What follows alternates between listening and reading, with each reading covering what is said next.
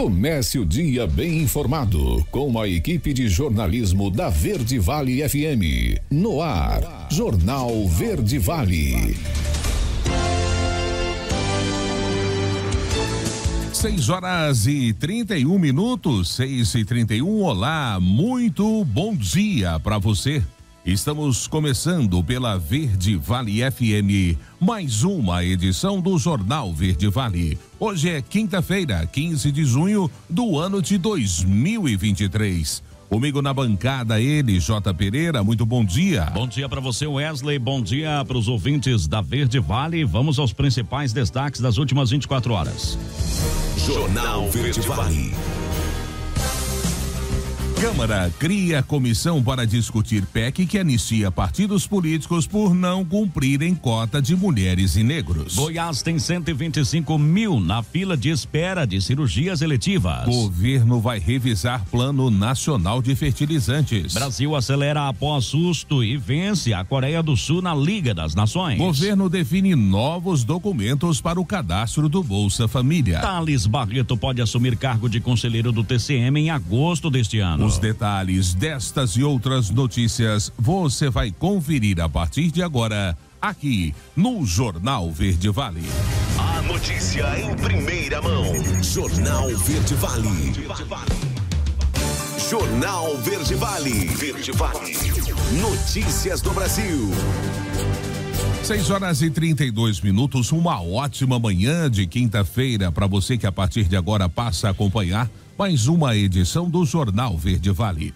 O vice-presidente da Câmara, Marcos Pereira, do Republicanos de São Paulo, anunciou nesta terça-feira a criação de uma comissão especial para analisar uma proposta de emenda à Constituição que anistia partidos políticos por prestação de conta irregular e descumprimento de cotas para mulheres e negros nas últimas eleições. A proposta foi aprovada na Comissão de Constituição, Justiça e Cidadania da Casa e agora terá o mérito discutido no colegiado. O ato de criação, lido no plenário da Câmara, foi assinado pelo presidente Arthur Lira. A comissão contará com 34 titulares e igual número de suplentes. A proposta foi protocolada no dia 22 de março e contou com a assinatura de 184 deputados de diferentes espectros políticos e líderes de 8 siglas na Câmara: o PL, Republicanos, PSDB, PSB, PDT, PSD, Avante e Podemos, além dos líderes do governo José Ribamar, do PT do Ceará, e da oposição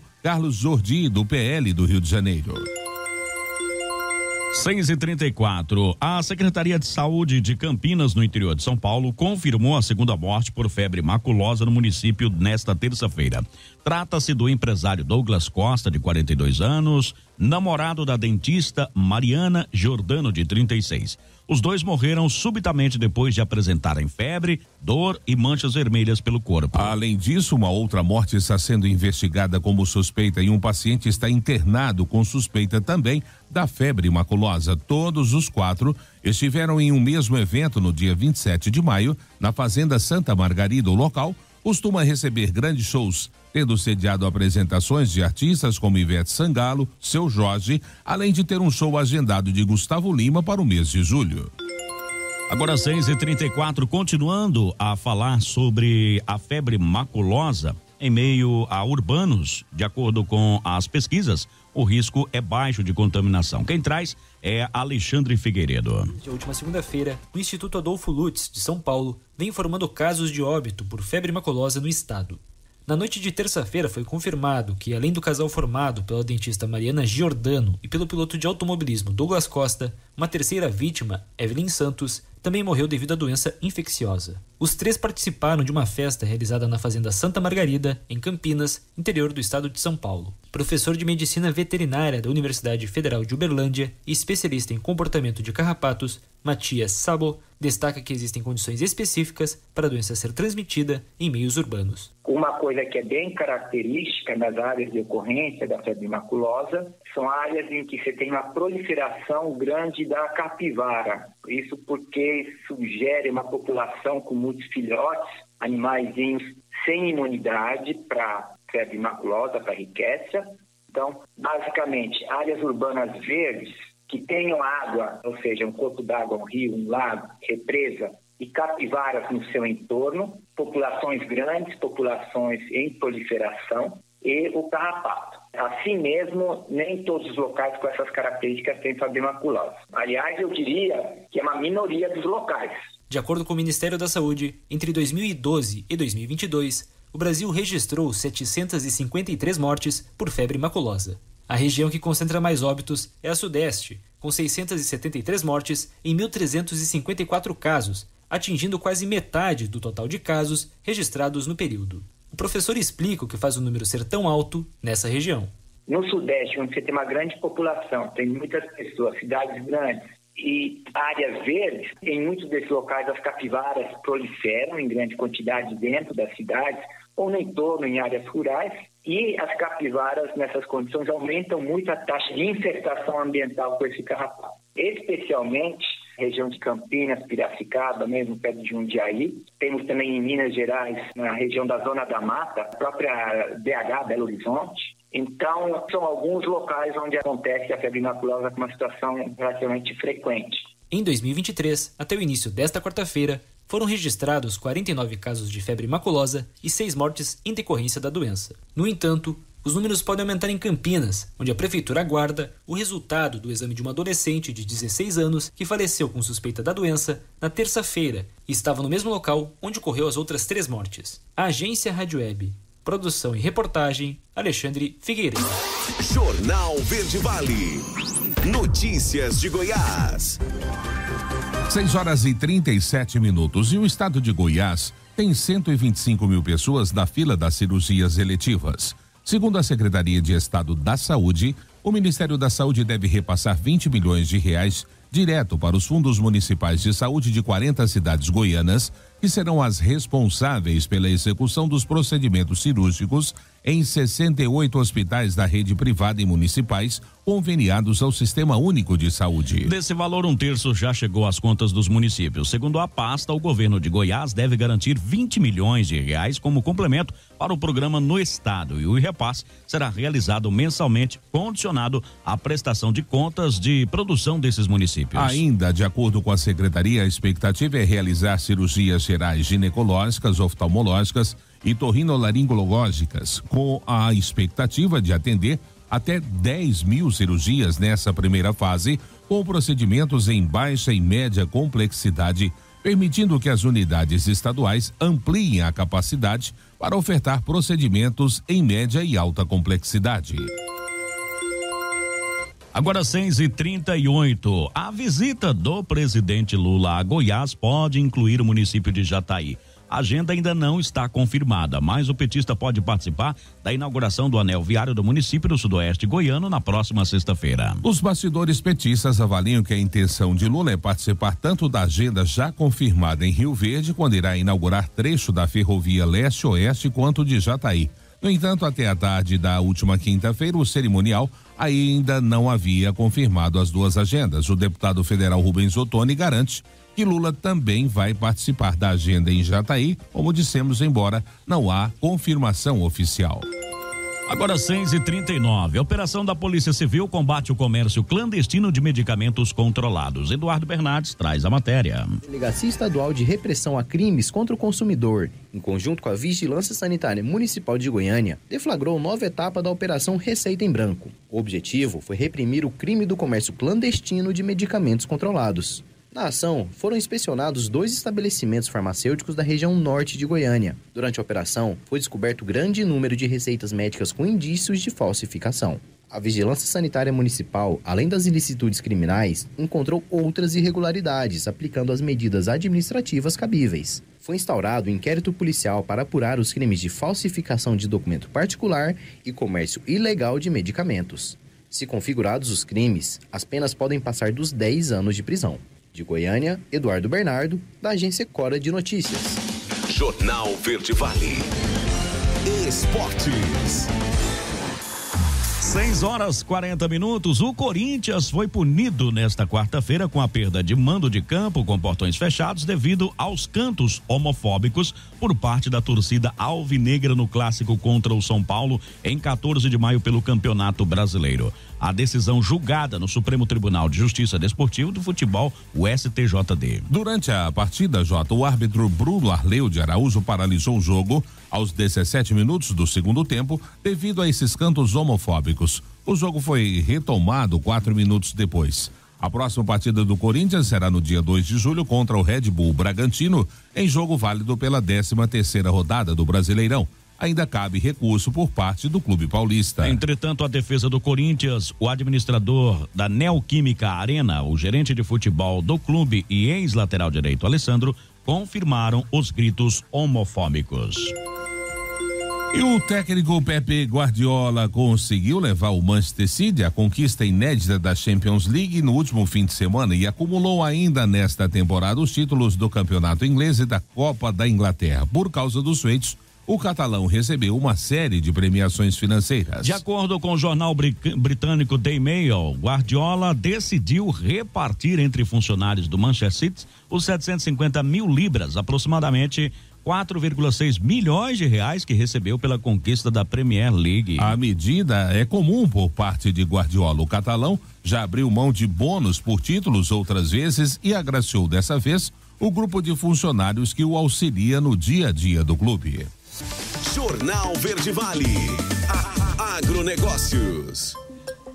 6h42, os desafios do Brasil para aumentar a sua produção de fertilizantes e diminuir a dependência externa na área dominaram os debates na primeira reunião do novo Confert, que é o Conselho Nacional de Fertilizantes, realizada na tarde de ontem na sede do Ministério do Desenvolvimento, Indústria, Comércio e Serviços em Brasília. A reunião foi presidida pelo vice-presidente e pelo ministro do MDIC, Geraldo Alckmin, e teve a participação de outros 2 ministros da Agricultura e Pecuária, Carlos Fávaro, e do Desenvolvimento Agrário e Agricultura Familiar, Paulo Teixeira, além dos presidentes da Petrobras, Jean Paul Prats, e da CNI, Robson Andrade, além de representantes de demais ministérios e entidades que compõem o conselho ou participam dele como convidados. Alckmin lembrou que a pandemia da Covid-19 incorporou ao mundo globalizado um novo elemento, que é o princípio da preocupação em relação à dependência externa de determinados produtos. Carlos Fávaro, ministro da Agricultura, também destacou a importância do país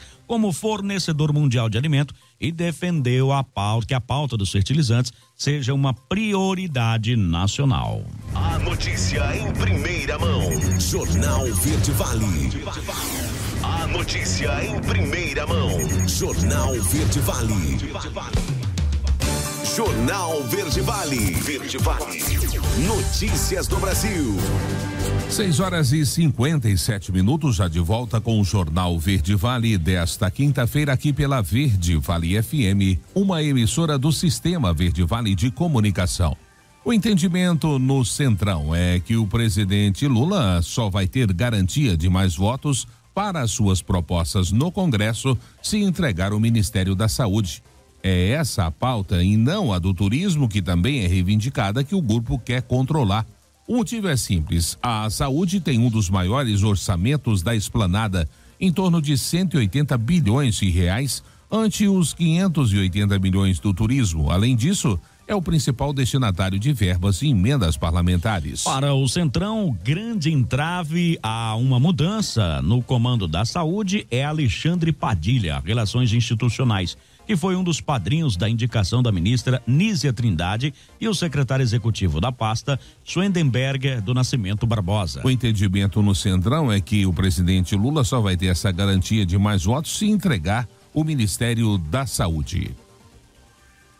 Essa pasta e não a do turismo, né, que também é reivindicada, que o grupo quer controlar. No Planalto, no entanto, a possibilidade hoje é vista como distante, pois a saúde, assim como a educação, são mais do que pastas robustas, são os símbolos de um governo.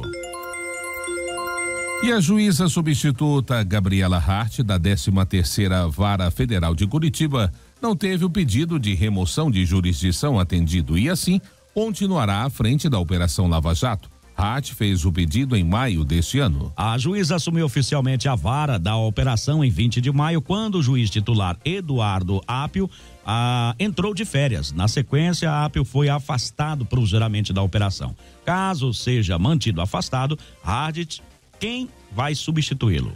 Conforme a apuração, Hart não conseguiu a vaga de remoção porque um juiz com mais anos de magistratura também se candidatou. O tempo de trabalho ao Tribunal Regional Federal da 4ª Região era critério de escolha. A confirmação da remoção estava prevista a publicação no dia de ontem em Diário Oficial. De acordo com o TRF4, a juíza tinha solicitado a remoção para Florianópolis, Santa Catarina.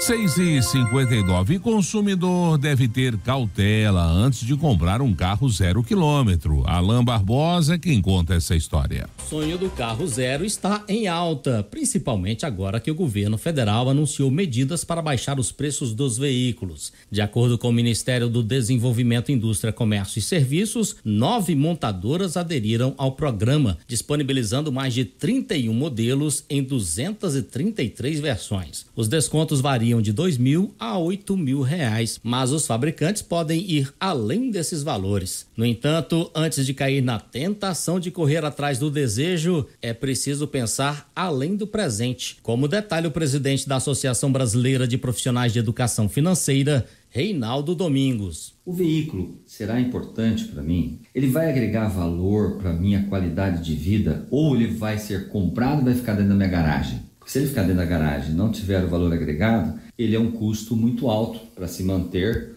um valor mensal. Então nós precisamos analisar se ele vem a ser uma necessidade ou apenas um desejo, um status. Custos mensais, pois é. Certamente você já ouviu o ditado de que ter um carro é como ter um filho ou um casamento. Se há muita felicidade, também tem despesas que vão além do combustível. Por isso, antes de comprar, tem de pensar nos custos para manter o carro. Será que esta manutenção, que geralmente perfaz aí 2, 3% do valor desse veículo, se pensar num veículo de 100 mil, você vai ter pelo menos aí R$2.000 de custo mensal de manutenção. Estamos falando de PVA, DPVAT, revisão, troca de óleo. Será que eu estou preparado para assumir esse custo mensal que chamamos de manutenção do veículo? Reinaldo Domingos também aconselha a comparar preços dos veículos em concessionárias distintas. Se não puder comprar à vista, pesquise as melhores taxas ou outras alternativas, como consórcios. Agência Rádio Web, produção e reportagem, Alain Barbosa. Jornal Verde Vale. Notícias de Goiás.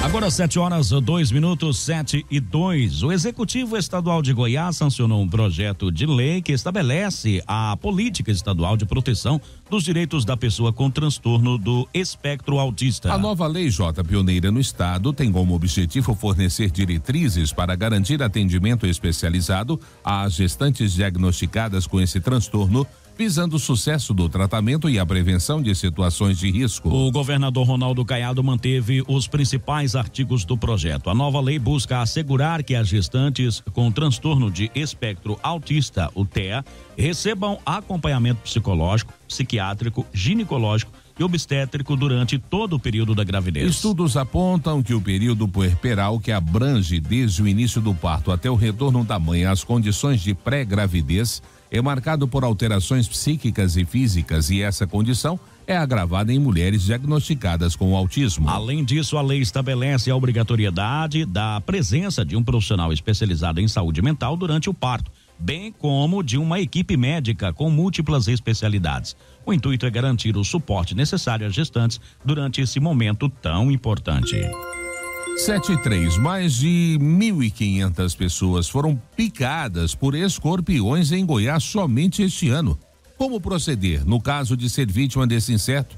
Você vai saber nessa reportagem de Brunelli Portela. Existem 4 principais espécies de escorpiões e todos são venenosos. Ser picado pelo animal ou encontrá-lo em casa não é uma situação muito agradável, mas quando acontece, tem alguns procedimentos que devem ser tomados para que algo mais grave não ocorra. Deve procurar primeiro uma unidade de saúde, tá? Na unidade de saúde ela vai ter uma orientação médica rápida e lá ela vai ser atendida. Na semana passada, uma criança de 6 anos foi picada por um escorpião e acabou não resistindo. Segundo dados do Datatox, em 5 anos foram registrados 11 óbitos em Goiás. Neste ano, até o momento, o estado já soma 1.547 casos, 5 graves e 1 morte. Em 2022, esses números são diferentes. No ano passado, foram 3.767 casos, sendo 31 graves e nenhuma morte. A picada de escorpião causa uma dor terrível e imediata.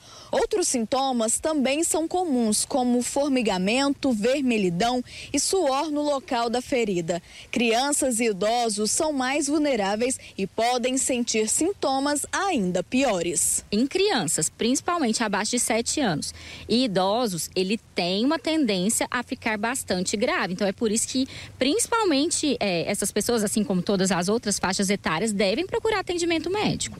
Tem alguns locais que são mais fáceis de proliferar os animais peçonhentos.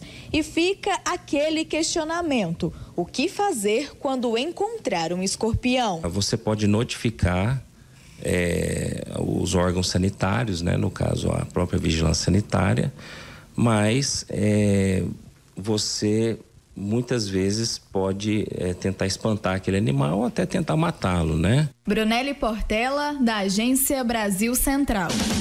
Jornal Verde Vale. Esportes.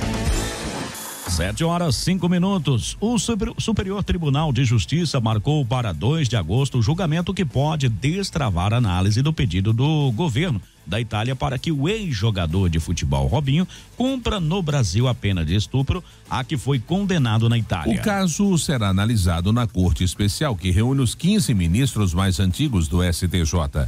Os ministros vão retornar à análise de um pedido da defesa do ex-atleta para ter acesso à tradução do processo no qual ele foi condenado na Itália. Em abril, o relator do caso, o ministro Francisco Falcão, voltou por negar o recurso do atleta. Logo em seguida, o ministro João Otávio de Noronha pediu mais tempo para analisar o recurso e interrompeu a conclusão do julgamento. Desde então, o pedido do governo da Itália para o cumprimento da pena está suspenso. Luta contra o racismo. Seleção brasileira de futebol jogará com uniforme preto pela primeira vez em mais de 100 anos de história. Quem conta essa história é Milena Abreu. No próximo sábado, a Seleção Brasileira de Futebol, que ainda não escolheu um novo e definitivo técnico após a saída de Tite, entra em campo para mais um amistoso sob o comando do técnico interino Ramon Menezes. A partida será em Barcelona, na Espanha, contra a seleção de Guiné. E pela primeira vez em mais de 100 anos de história, a seleção brasileira não vai entrar em campo com nenhuma das tradicionais cores da nossa bandeira. A camisa não será nem amarela, nem azul e nem branca. A seleção vai entrar em campo vestindo um uniforme totalmente preto. A iniciativa foi anunciada pela CBF e faz parte de uma série de ações organizadas pela entidade para combater o racismo. O uniforme preto será usado no primeiro tempo do amistoso. Na volta do intervalo, os jogadores vestirão a camisa de cor amarela, que também terá uma alusão ao combate ao racismo. O movimento antirracista ganhou força não só no futebol brasileiro, mas em todo o futebol mundial, após os últimos ataques sofridos por Vini Júnior, que atua no Real Madrid, em partida pela La Liga, o campeonato nacional da Espanha. E por falar em Espanha, uma outra ação contra o racismo já está marcada para o dia do amistoso entre as duas seleções. Espanha e Brasil jogarão entre 18 e 26 de março de 2024. E o palco do confronto será o estádio Santiago Bernabéu, casa do Real Madrid e de Vini Júnior na Espanha. Da Rádio 2, Milena Abreu. Jornal Verde Vale. Agronegócios. 7h08. O mercado físico do boi gordo registrou preços estáveis nesta quarta-feira, com a queda perdendo intensidade em grande parte do país. De acordo com o analista de safras e mercado, Fernando Henrique Iglesias, a indústria frigorífica ainda possui escalas de abate confortáveis. Segundo Iglesias, a expectativa é que haja uma maior propensão a reajustes apenas durante a virada do mês, período em que haverá uma oferta residual de animais de safra e uma oferta inexpressiva de animais confinados. No entanto, o mercado carece de elementos de demanda que justifiquem altas significativas no preço do arroba do boi gordo em 2023. É necessário um evento novo que altere essa perspectiva, ressaltou o analista. Em São Paulo, a referência para a arroba do boi foi de R$242. Em Dourados, Mato Grosso do Sul, a mesma arroba foi indicada a R$229. Já em Cuiabá, o preço indicado foi de R$206. Em Goiânia, aqui em Goiás, a indicação foi de R$220 para a arroba do boi gordo. Em Uberaba, Minas Gerais, essa mesma arroba foi cotada a R$225. Jornal Verde Vale. Notícias de Goiás. 7h09. A Polícia Militar de Goiás prendeu 2 homens suspeitos de incendiar uma clínica de estética nesta segunda-feira no setor Nova Suíça, em Goiânia. Segundo a corporação, a equipe da Rotan, que teve acesso às imagens do local, constatou que se tratava de um incêndio criminoso e não um acidente. Câmeras de segurança auxiliaram os policiais e identificaram os 2 suspeitos. Um dos homens, de 33 anos, foi encontrado no setor Vila Moraes, onde tentou fugir ao ver os policiais, mas foi contido e preso. O indivíduo confirmou ser o autor do crime e disse que contou com a ajuda de um comparsa de 29 anos e também morava nas redondezas. Os 2 homens foram localizados e presos.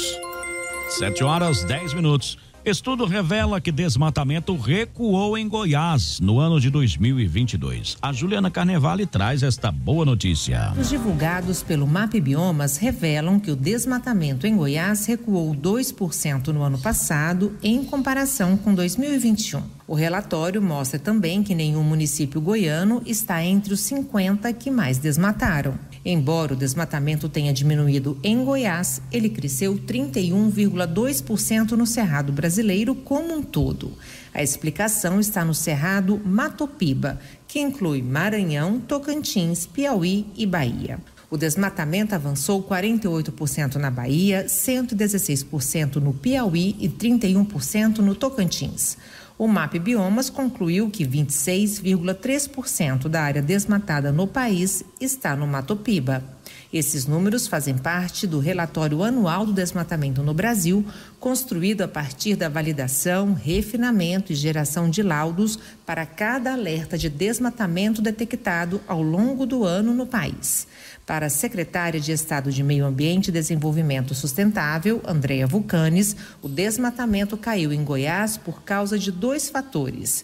A fiscalização ficou mais eficiente e a análise de pedidos de supressão legal e monitorada de vegetação ficou mais ágil, o que convenceu mais produtores a respeitarem a lei ambiental. De Goiânia, Juliana Carnevale, da agência Cora de Notícias. Jornal Verde Vale. 7h12, último intervalo do Jornal Verde Vale desta quinta-feira e já espaço para nós destacarmos para você.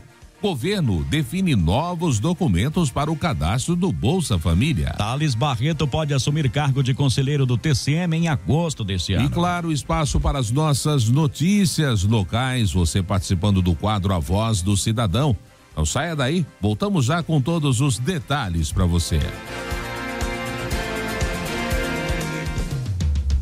Jornal Verde Vale. Verde Vale.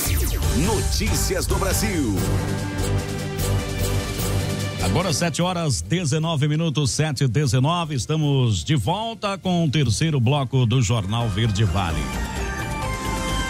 Os documentos para entrar com pedido ou para atualizar o cadastro do Bolsa Família mudaram. A partir de agora passam a ser obrigatórios um documento com foto do responsável pela unidade familiar e um comprovante ou declaração de residência, que deverão ser apresentados junto com os documentos de identificação de todos os componentes familiares. A medida, Jota, faz parte do processo de qualificação da base de dados do Cadastro Único.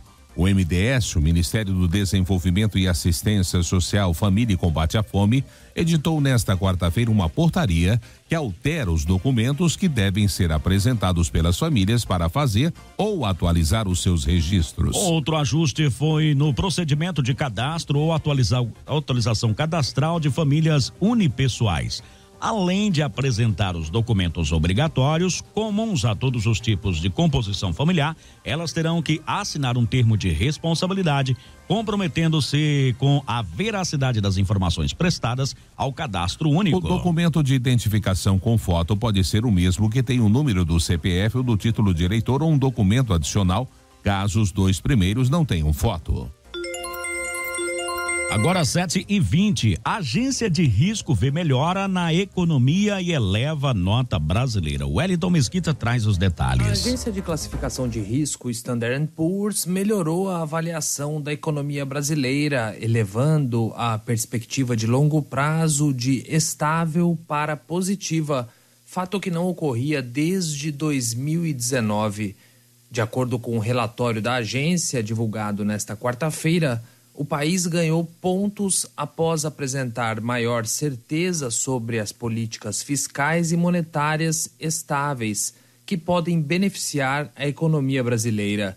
Em entrevista coletiva, o ministro da Fazenda, Fernando Haddad, comentou: E é importante que uma agência externa consiga observar esses avanços do Brasil. Tem muito trabalho pela frente, isso é só um começo. Mas eu penso que se nós mantivermos o ritmo de trabalho, né, das duas casas e do judiciário, eu quero crer que nós vamos conseguir atingir os nossos objetivos. O Brasil precisa voltar a crescer. Não tem outra alternativa. Não há solução para esse país do tamanho que ele tem sem crescimento. Haddad aproveitou para cobrar novamente do Banco Central a redução da taxa básica de juros. Está faltando aí o Banco Central, né, se somar a esse esforço, mas eu quero crer que nós estejamos prestes a ver isso acontecer. A hora que tivermos todos alinhados, a coisa vai começar a prosperar. Em tese, quanto melhor a avaliação das grandes agências de classificação de risco, maiores as chances de um país receber investimento do exterior. O chamado grau de investimento é um selo de que o país é um bom pagador de sua dívida, o que atrai mais recursos estrangeiros para o país. A notícia da nova classificação fez a Bolsa de Valores brasileira alcançar o nível mais alto desde 2022. O dólar também refletiu o otimismo da agência e caiu mais, encerrando o dia em queda de 1% a R$ 4,81. Agência Rádio Web, com informações de Brasília, Wellington Mesquita. Jornal Verde Vale. Notícias de Goiás. 7h23 agora. O que mais se comenta na Assembleia Legislativa de Goiás neste momento? Quando agosto chegar, o Tribunal de Contas dos Municípios de Goiás vai ganhar um novo integrante. O novo membro do TCM será um deputado estadual e dos mais atuantes. O que mais se comenta na Assembleia Legislativa de Goiás no momento, quando agosto chegar no tribunal, né, que o novo membro do TCM, de acordo aí com o que foi divulgado, será Thales Alves Barreto, de 53 anos, que vai assumir cargo do conselheiro do TCM e já estaria definido. Quem deixará o TCM para Thales Barreto assumir a vaga de conselheiro? O nome de quem vai sair ainda não estaria definido. 7h24. Operação apura irregularidades em indústria leiteira de Goiás. Saiba dos detalhes com Marcelo Tavares. A Delegacia Estadual de Repressão a Crimes contra o Consumidor, em conjunto com o Ministério da Agricultura, Pecuária e Abastecimento, deflagrou a Operação Luzlac, Leite Certo. A ação apura irregularidades na cadeia de fabricação de produtos de uma indústria laticínea em Goiás. Foram cumpridos mandados judiciais de busca e apreensão em 2 unidades da indústria, localizadas em Hidrolândia e Itumbiara. Durante a ação foram encontradas irregularidades administrativas e indícios de prática delituosa, sendo apreendidos documentos e aparelhos. Foi instaurado um inquérito para apurar possíveis crimes contra as relações de consumo na modalidade de entregar matéria-prima ou mercadoria em condições impróprias ao consumo e falsificação de documento particular. De Goiânia, Marcelo Tavares para a Agência Cora de Notícias. Jornal Verde Vale. Esportes. 7h25. Nessa quinta-feira, Espanha e Itália se enfrentam pela semifinal da Liga das Nações. O confronto está marcado para acontecer às 15h45, horário de Brasília, no The Gross Vest. O duelo por uma vaga na grande decisão da competição de seleções europeias. Líder do grupo 2, a Espanha teve que superar Portugal, Suíça e República Tcheca. Com 11 pontos, a equipe terminou apenas 1 ponto à frente dos portugueses, com 3 vitórias, 2 empates e 1 derrota. Vice-campeões na última edição, os espanhóis buscam seu primeiro caneco na história do torneio. Na final, foram derrotados pela França por 2-1. Jornal Verde Vale. Agronegócios. A B8 e o governo do Paraná afirmaram digitalmente um protocolo de intenções nesta quarta-feira para viabilizar investimentos em uma esmagadora de soja em Marialva, região nordeste do estado. A empresa já possui uma unidade de produção de biodiesel na mesma região. A nova planta terá capacidade para processar 5.000 toneladas de soja por dia, produzindo óleo, farelo e casca de soja. O investimento previsto é de 1,5 bilhões de reais. A produção será direcionada para a indústria de rações e o óleo de soja será usado como matéria-prima para a fabricação de biodiesel. Quando atingir plena capacidade de operação, a esmagadora irá consumir cerca de 85.000 sacas de soja por dia, principalmente de fornecedores paranaenses. O governador Carlos Massa Ratinho Júnior destacou que esse investimento vai impulsionar a economia de Marialva e colocará o Paraná em destaque na produção nacional do biodiesel.